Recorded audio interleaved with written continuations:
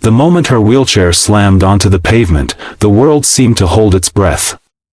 Metal clattered against concrete, and a sharp cry tore through the quiet suburban morning. Hannah's hands scraped the ground as she tried to stop her fall, but the damage was done. Her body twisted painfully beside the overturned chair. Behind her, a boy in a bright varsity jacket stood smirking, as if proud of the cruelty he had just committed.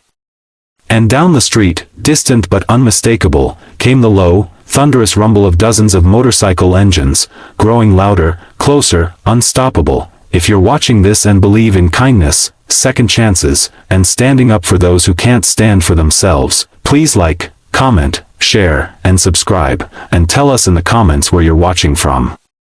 For Hannah Miller, mornings had always been hard.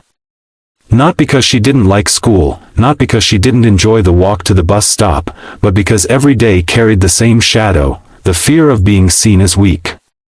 Ever since the accident a year earlier, one that stole her ability to walk, she had been fighting to prove she wasn't broken, that she wasn't fragile, that she could still live a life that mattered.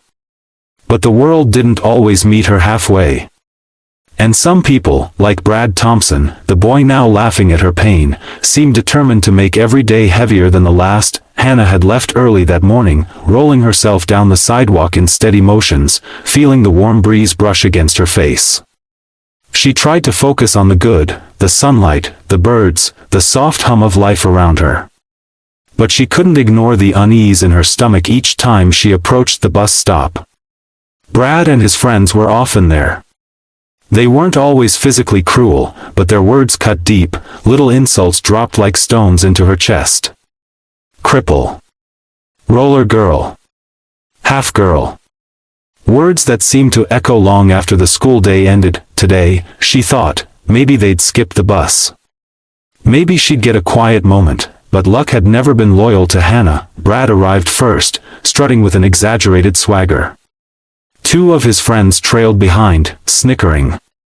Hannah tried to position herself away from them, pretending not to notice, hoping desperately they wouldn't pick today to remind her of everything she'd lost. But Brad had already spotted her, already decided this morning's entertainment. He walked straight toward her wheelchair, stopping inches away. He leaned forward just enough for her to feel trapped. And with a sudden, intentional motion, he planted his foot against the side of her wheel and shoved. The force sent the chair tilting violently. Hannah's hands flew out in panic. The world flipped. And then came the painful crash as her body hit the pavement. She gasped, a mix of shock and humiliation. Tears welled in her eyes before she could stop them. She hated crying in front of people, hated giving Brad the satisfaction of seeing her hurt. He laughed as if he'd just performed a magic trick, but then, everything changed. A sound rose from the distance, first faint, then unmistakable.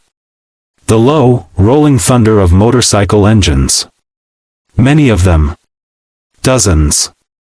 The kind of sound you feel in your chest more than you hear with your ears. The street seemed to tremble beneath the approaching wave. Brad's friends stopped laughing.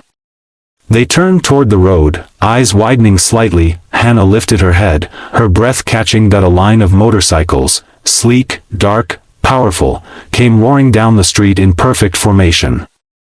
One row, then another behind it, and another. It looked like an entire army of bikers had descended upon this quiet neighborhood. Their engines echoed between the houses, commanding attention, impossible to ignore. There weren't 10. There weren't 20. There were nearly 100. Hannah stared in disbelief. Brad took a step back, uncertainty rushing over his face for the first time all morning. As the riders reached the bus stop, they slowed, forming a tight, protective semicircle around Hannah. The engines idled with deep, intimidating growls, the air vibrating with their power. The bikers didn't look at Brad. They didn't need to. Their presence alone was accusation enough. The lead rider, a tall, broad-shouldered man with a scar across his cheek and eyes that held a lifetime of storms, switched off his engine. One by one, the others followed. Silence fell slowly, but it was a different kind of silence, heavy, expectant, full of unspoken judgment. The leader stepped off his bike and walked toward Hannah. His boots thudded against the concrete, steady and sure. He knelt beside her, gently lifting the wheelchair back upright before helping her sit up with deliberate care. His hands were rough, but his touch was gentle, as if handling something precious. Hannah felt a strange warmth in her chest, a sense that she was safe, truly safe, in a way she hadn't felt in months. Behind him, the 99 bikers stood silent and watching, a wall of strength and solidarity. This moment, this overwhelming force of unexpected protection, left Brad pale and trembling. He tried to speak, tried to explain or excuse, but the words tangled in his throat. His confidence dissolved under the weight of so many eyes. The leader didn't shout. He didn't threaten. He didn't need to.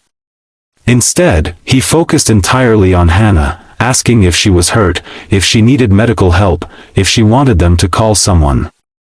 His voice was low and steady, carrying a warmth she hadn't expected from someone who looked so intimidating. For Hannah, something shifted deep inside. She had grown so used to moving through life alone, bracing herself against cruelty, keeping her heart guarded because she believed no one would stand up for her. But here were 99 strangers who chose, without hesitation, to surround and defend her simply because cruelty had no place in their world. They stayed with her until the school bus pulled up. The driver looked shocked to see such a gathering, but when he learned what happened, his expression softened with sympathy.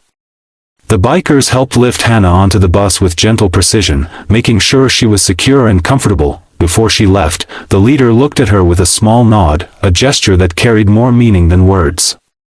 It said, "You are not alone. You matter. Don't ever forget that." As the bus drove away, Hannah stared out the window at the long line of motorcycles departing in the opposite direction.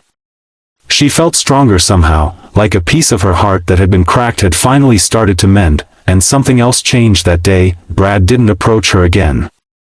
Not that week. Not that month. Not ever. Maybe he feared the bikers would return.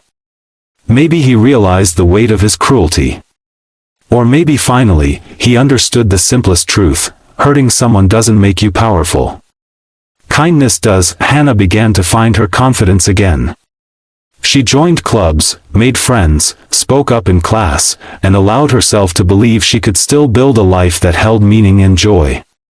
And whenever she felt overwhelmed or afraid, she remembered that moment, the engines roaring like thunder, the wall of bikers standing for her, and it reminded her of her own strength. If this story touched your heart, please take a moment to like this video, share it with someone who might need encouragement, and subscribe for more inspiring stories that remind us there is still goodness in this world.